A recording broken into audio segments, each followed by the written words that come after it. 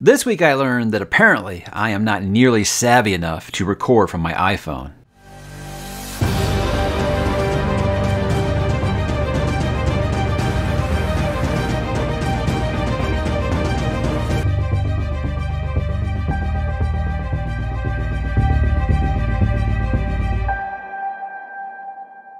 Hey, what's up, bookworms? Mike back with another weekly update as we have arrived into February, and there are lots of new things already going on, and I've actually completed some things already for February, so exciting always when you can get a head start on your plans for the month. It's very exciting. Let's go ahead and talk about those, guys. Let's begin, like usual, talking about what am I reading. Well, I did finish the Toll, and if you listened last week, guys, you know how I felt about this. No, it did not turn it around. The one good thing I could say is it didn't get worse. It stayed consistently bad pretty much the whole time. So I never like to do that, guys. You know, I don't like to come on here and just tell you I think this book is awful or whatever, but I will say this is the least fun I've had finishing a book since Blood Mirror. Back in, if you want to go back and dig up those old weekly updates from 2019 where it looks like I was recording from a cave, I went all in on Blood Mirror in one of those old videos. This is the worst since then, and I can't imagine that I'll read a worse book this year. So I feel like I've already got my biggest disappointment for 2024 and the year to start. I just don't know what he was thinking with this. But again, I talked about that more at length last week. But I did finish it. Had lots of people being like, well, why? You know, life's too short to read books you aren't enjoying.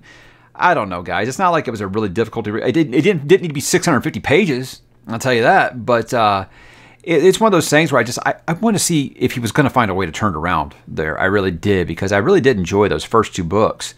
It's just so disappointing. So I felt like maybe he was listening to the wrong people or something.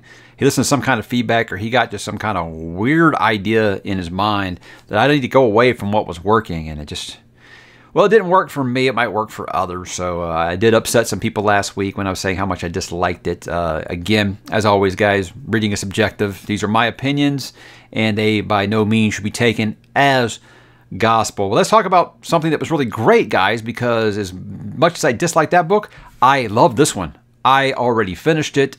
This was very good. I even did what I called thoughts in process, where I wasn't even done yet. I think I would start doing that instead of shorts. I'll talk about that in a minute. But this book, guys, this is everything that I look for in grimdark. You know, it's got the characters that you find yourself rooting for, but they're not very good people. They're doing some really, really awful stuff. I said they never really kind of get to that point of just completely unlikable, but I wouldn't say they're likable.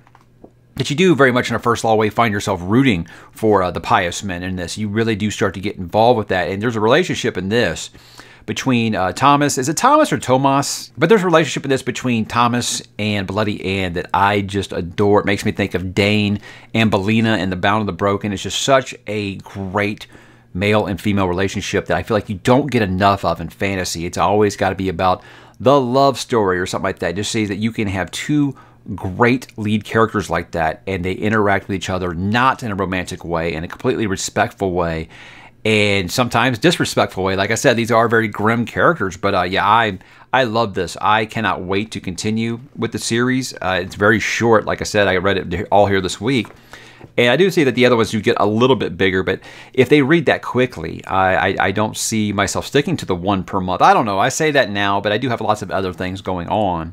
But it definitely had me wanting to read Priest of Lies immediately after I finished. So very, very pleasantly surprised. And like I said, not really, because I feel like a lot of people have been telling me for a long time. There's been a small island of support of people getting me to read this book. They've all been telling me for a couple years now they think this series would be for me. And you guys were correct, because it is just a banger. I had a great, great time with it. Even if sometimes the content might not have been that anything I'd call happy, but it was just a really, really great read.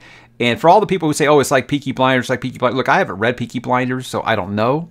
Some people, like criticism I saw was like it's a little too derivative, like it would just drive them crazy if they're big Peaky Blinders fans. I haven't watched Peaky Blinders, so I can't say, guys, if it's like that or not.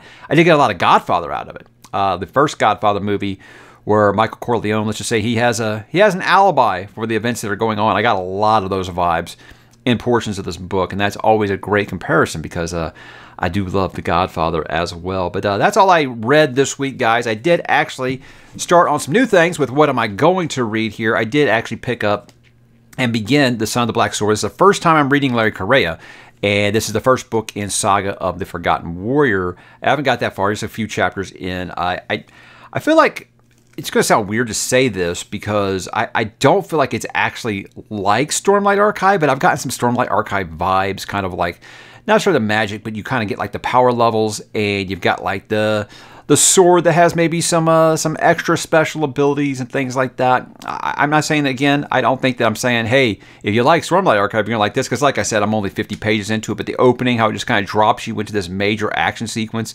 and you have no idea what's going on. But very good, very good. I've heard that Larry Correia is an excellent action writer, and I can see that right away, because, I mean, I felt like I turned on some awesome 80s action movie. It was really, really awesome. Had no idea what was going on. It presents so many questions at the beginning, and I am dying to find out. So, yeah, very, very good start. I don't really have much to say on it, because, like I said, I haven't really read a ton about it, but I do like what I've read so far, and it's been mostly action, and now I was kind of surprised that this early we're already kind of getting a flashback, and I've actually gotten a flashback to 2 different time periods now. So again, that's making me think of Stormlight Archive as well, where you get the main character and then you get the flashback to them at different ages. We're getting that a lot here with Ashok. So we'll see. We'll see. I don't know really where it's going, but I am very, very interested to find out, because it definitely hooked me right away. And I think if you've been kind of putting it off, hey, maybe you should join me. I did open a thread on the Discord if you guys want to join me while I talk about that. After that, I'll probably pick up Blackwater and do Volume 2, which is the Levy. But that's really all I got for this week. This isn't very particularly long either. That's why I'm doing all these short ones before I go ahead and start Shogun for the month. But yeah, I should probably kick that off this week and maybe get Blackwater under my belt before I start Shogun Volume 3 or Part 3 here relatively soon. But how about this week on the channel, guys? It have a couple of interesting things. Even had a little bit of a fiasco. I did a kind of the counterpart to my top 10 sci-fi video. In that video, I said I don't want to do any dystopian or any post-apocalyptic. I want to kind of keep it spaceships and lasers. And so many people were like, well, if you could count dystopian and post-apocalyptic, where would it have ranked? I said, why don't I just make that video? And that's what I did. So I thought that was a good counterpart to make that video. And now the funny story with that is my camera battery on my Canon here, it actually fizzled out. It wasn't working. I had to order a replacement. But I was like, I don't want to wait until Friday to record again. And so I went ahead and said, you know what? All these people I know that are booktubers record from their iPhone. I can do this, right? Apparently not. I had that camera angle was wrong. I had the contrast wrong. Everything just turned out completely abysmal. And if you followed this channel, you know that lighting is the bane of my existence. It's the one thing that I can't seem to figure out that everyone else on BookTube can. So yeah, it was very, very frustrating. It looks like, I mean, I guess it kind of works for that video to be just completely just a wall of red, you know, when you're talking about dystopian and post-apocalyptic. I think that maybe actually works a little bit. But I was really proud of the content and, of course, the list itself, even if it wasn't aesthetically pleasing. Hope it didn't make your eyes bleed too terribly much. But yeah, I was very, very proud of the list that I made. I didn't get a lot of pushback, actually. I mean, I have a couple people who are like, you know, they don't like this one author, or they don't like what this book says or whatever. But I mean, that's just the content. Whenever you're dealing with books that are 70, 80 years old, sometimes it's going to be some things that people look at and say, ah, maybe that hasn't aged the best. Maybe not, you know, but those are some books that I always look at as something that I really, really enjoy about that nifty little subgenre there. I did a actual standard book review. It was one I've been kind of teasing for a couple weeks now. I did talk about The Pillars of the Earth by Ken Follett. That's book number 1 in the Kingsbridge series. I'm going to be continuing with that this year, and that was a reread for me because I did read it for the first time. I got my year wrong in that I said that I read it as a freshman in 1993. I was actually a junior in 1996. So that's why I said 27, because there were some math sleuths who are like, that equals 30 years, not 27 years, Mike. So this is my first reread in 27 years, and I had a brilliant, brilliant time with it. I just loved it so much. And I wanted to talk about it. And I think the big comment that I'm getting is like, you can't call this book historical fiction because it's historically inaccurate. And I'm like, well, that's why it's called historical fiction and not history, right? I mean, that's what I think. I had no idea that there was such a pushback against calling that book historical fiction, as, you know, when I did buy the book originally at Barnes & Noble, it was listed under historical fiction. So that's what I've always kind of rolled with it. But, you know, historical fiction is something I haven't really tackled very much on the channel. So I think maybe there's some things about it that I'm not actually talking about correctly. I don't know. But what I will say I do know is that that book was very good. I don't know why the power just flickered there. It's exciting when you're recording, isn't it? It's just very, very exciting. But yeah, it's already got like 11,000 views, which is weird because my standard book reviews usually don't get that many views. But I've also noticed something weird. It's like it all happened in like the span of like a couple of hours on day 2. Like the views just went incredibly high, but yet the viewing duration went way down. It's like 3 minutes. So I don't know if someone prominent brought it up, if it's somehow popping up on a Google search or something now. I don't know. Anyway, hopefully it's bringing lots of new eyes to the channel, and hopefully it will get more people to try to read The Pillars of the Earth, because it's just an amazing book, and I say without a doubt top 20 book all time for me. And it was just as good on my reread. Rapid review, I did talk about All the Pretty Horses, which was an excerpt from last week's weekly update, and the new series I said is just called Thoughts and Process. I figured instead of doing shorts, because I don't really like doing shorts, I don't like the way it sounds, I don't like the way it looks, I don't like having to turn the camera this way. I'm not about that. I like it like this, you know, and with an actual microphone. So I said sometimes I do have something to say that's not a full review, something that's going to be less than like 3 minutes. So I just said, you know, just record it and just upload it as is. So it's technically not a short, but I'm going to call it a short. But that's something I feel like I can do when I just can't wait for the weekly update to tell you how much I'm enjoying something or how miserable I am with something. I figure that's a nice new little thing that I can do when it's just going to be, you know, under 5 minutes. And it's not exactly an excerpt or a rapid review or anything like that. Just kind of an idea telling you how much I am digging or not digging something. So anyway, I thought it was a neat idea. How about some next week plans, guys? Do have a couple of things. Obviously, the end of January, that means it's going to be time to wrap up the month and pick my book of the month. And I think I've got it. I don't know. It's still a couple in consideration for it. But by the time I turn the camera around and get ready to press record, I think I will have chosen a winner. So I always enjoy that. There's some very, very interesting results in, you know, my most popular content for the month. So we'll talk about that when we do that. Thinking about doing a new unpopular opinion video. I haven't done one in a long time. You know, I think I did Name of the Win. I did like classics I didn't love, and then I haven't done any for like 3 years. And I don't know. I don't know. So I think I've got an idea of one, and it's just kind of like overall looking at some of the BookTube darlings. There's some books that it seems like the BookTube community just kind of coalesces around, and everyone loves it. So I was thinking about maybe looking at some of those books that you know, everybody just adores, and maybe I didn't so much. You know, I don't know. It seems like it's a nice little hot topic that can get people you know, riled up one way or the other. But I don't know. I don't know. I'm still kind of, that one's kind of noodling around, so it might not happen. I don't really know exactly.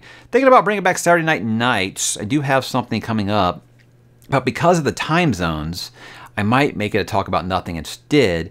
And what we want to talk about is we want to talk about novellas, and, you know, how do we feel about that as a community. This was an idea that was presented to me by Shauna Lawless, wonderful author, amazing accent, and I thought, hey, another person that we're going to have on this call is going to be Ryan Cahill, another amazing accent. So I was like, maybe we should just have like the sexy accents edition. But, you know, since he doesn't really have an accent, maybe I'll get him to use one. Chris Verrocchio is going to join us, since he is also very, very prevalent of writing novellas within his series. So I think it'll be fun, because those are 3 authors who like to write novellas within their series, and they just kind of want to talk about that, as well as, you know, whatever else comes up. So again, there's a couple things that are kind of work in progress this week. We're going to kind of see where the chips fall, but do got some ideas coming up here for next week. How about a couple of TV and movie talk things before I go, guys? You guys hear that WWE Raw is coming to Netflix? $5 billion. Look, I'm just glad Disney didn't get it, because I was just like, Disney gets everything. Can someone else get WWE? That'd be great. Now, the really cool thing about this, if you're outside the States, is you're going to get everything. You're going to get the pay-per-views, you can get WrestleMania, you can get Royal Rumble, SummerSlam, all the big ones. You're going to get those. Now, if you're in the States, you're only going to get Raw. Triple H is already talking about the first thing they're going to change. They're going to take Raw down to 2 hours, which I think is a great idea. There is no need for 3 hours of that boring-ass program. My hopes here, because this starts in January of 2025, my hopes is they kind of, because there's like a 2-month period where it goes off of the USA Network, and then it doesn't start until Netflix until January. My hope is they kind of do a quiet, like, wrapping up of everything and do a soft reboot and just completely start over, because if you haven't been paying attention to the news, it seems like Vince McMahon really is gone this time. I don't know. I don't like to get into all the litigious stuff, but he's in trouble. Let's just put that. He is in some trouble. And, well, I don't know. We'll leave it at that. So I think maybe they can actually get into a direction where, you know, maybe new audiences, or maybe you can bring back some of the old audiences. That would be pretty cool. But very, very interesting times for WWE. I feel like they are at a crossroad, very much a real-life succession with what's going on there with Stephanie leaving, and now Hunter's kind of running it, but is he actually running it? We don't know. We don't really know the details of what's going to happen with it under Netflix's control. But it's pretty cool for me. I think it's a great move for them, because do you guys realize the stranglehold, the market that Netflix has? Like, their viewership is going to go up so much because of so much more people being able to access it that don't have cable. So I see a lot of people being like, oh, that sucks, we got to pay for it to watch it. I was like, you had to pay for it before? It was on cable. You couldn't get the USA Network unless you had cable. At least as far as I know. I don't think they had an a la carte little deal or streaming app. So I don't know. I think it's a really, really good move. And look, as much hard time as we all give Netflix about some things, they make some good moves, and I think this was actually a pretty smart one for them. So $5 billion for 10 years, I think. So, hey, look at that. Go Netflix. Keep on throwing that money around. They put out a new trailer, final trailer, I guess you say, for Shogun, the adaptation coming to the FX network. And this was a red band trailer, which really caught my eye. Because you guys know anything about red band trailers, that means it's R-rated. It's just got stuff that they couldn't show on regular TV. So first, I had no idea they were going R-rated on the show, or TVMA, I guess, since it's on TV. I had no idea they were going that. FX has always been pushed the line a little bit, like I think about some of the stuff that The Shield was doing, some of the stuff that Sons of Anarchy did. Yeah, they've always pushed the envelope a little bit, but I don't think they've ever had like a red band trailer. Now, I don't think that's going to be like bad language or anything because of the time period, but the violence looks incredibly high. So I think maybe if you get a little queasy, might not be for you, but this final trailer looks amazing, guys. This looks cinema quality. Looks like they spared no expense, as one John Hammond might say. It looks so good. You can be easily fooled by a trailer. Don't get me wrong. And I'm seeing like a lot of people are like nitpicking some things. I'm like, this looks epic as hell, man. I cannot wait. I think ℙ𝕦𝕣𝕠𝕠𝕜𝕤 Sanada is amazing. He's going to kill it as Lord Toranaga. I'm not even worried about that. The girl who's playing Mariko looks really, really good. And that's where some of the complaints have come, like, oh no, are they going to make her into a Disney princess girl boss kind of thing? Because she's not like that in the book. I know the scene in the book that they're talking about here in the trailer.